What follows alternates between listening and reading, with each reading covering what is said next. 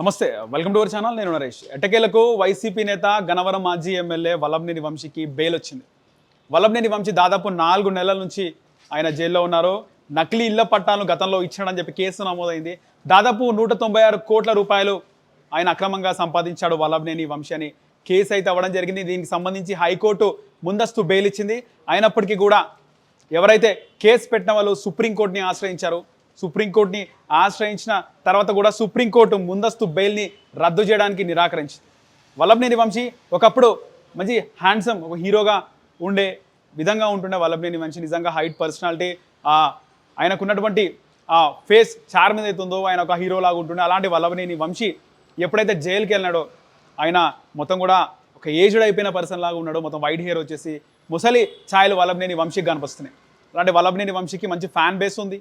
తెలుగుదేశం పార్టీలో మంచి ఒక వెలిగినటువంటి నాయకుడు. 2018లో ఆయన అప్పటికి తెలుగుదేశం పార్టీకి వచ్చి దూరంగా జరిగి వచ్చినాడు. 2019లో ఎప్పుడైతే తెలుగుదేశం పార్టీ అధికారంలో కోల్పోయిందో వల్లభనేని వంశీ టీడీపీ రెబెల్ ఎమ్మెల్యేగా మారినాడు. వల్లభనేని వంశీ 2019లో టీడీపీ నుంచి గన్నవరం నుంచి ఆయన ఎమ్మెల్యేగా గెలిచినప్పటికీ అధికారం పోవడంతో ఆయన టీడీపీకి రెబెల్గా మారడం, వైసీపీకి దగ్గరగా వైసీపీ సానుభూతి పర ఎమ్మెల్యేగా ఆయన ఉండడం జరిగింది. అప్పటి నుంచి ఆయన చంద్రబాబుకు వ్యతిరేకంగా మాట్లాడడం, లోకేష్కి వ్యతిరేకంగా మాట్లాడడం, ఒకానొక దశలో చంద్రబాబు నాయుడిని తీవ్రంగా విమర్శించిండు.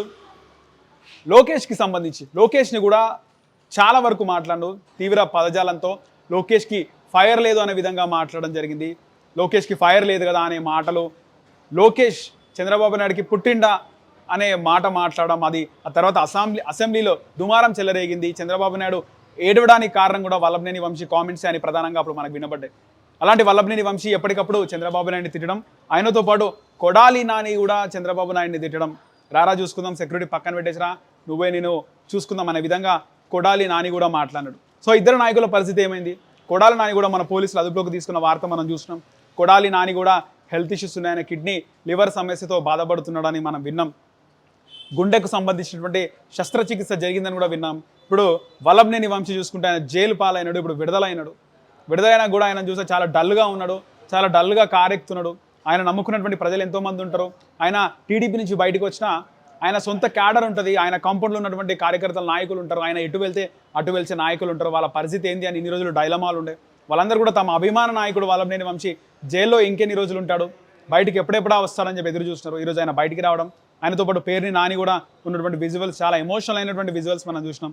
కర్మ ఈజ్ బ్యాక్ అనే దానికి వల్లభనేనికి జరిగిన ఉదాహరణ సాక్ష్యం అంటున్నారు టీడీపీ నాయకులు. సో మొత్తానికి వల్లభనేని వంశీకి అయితే బెయిల్ వచ్చింది. ఈ నెల 17 వరకు కూడా కోర్టు టైం ఇచ్చింది. ఆ రోజు మళ్ళీ విచారణ ఉంటుంది. ఆ రోజు వల్లభనేని వంశీకి సంబంధించిన కేసు ఎటు మలుపు తిరుగుతుంది, ఆయన బెయిల్ రద్దే అవకాశం ఉంటుందా లేకపోతే ఏందనేది ఈ నెల 17న తెలిసే అవకాశం ఉంటుంది.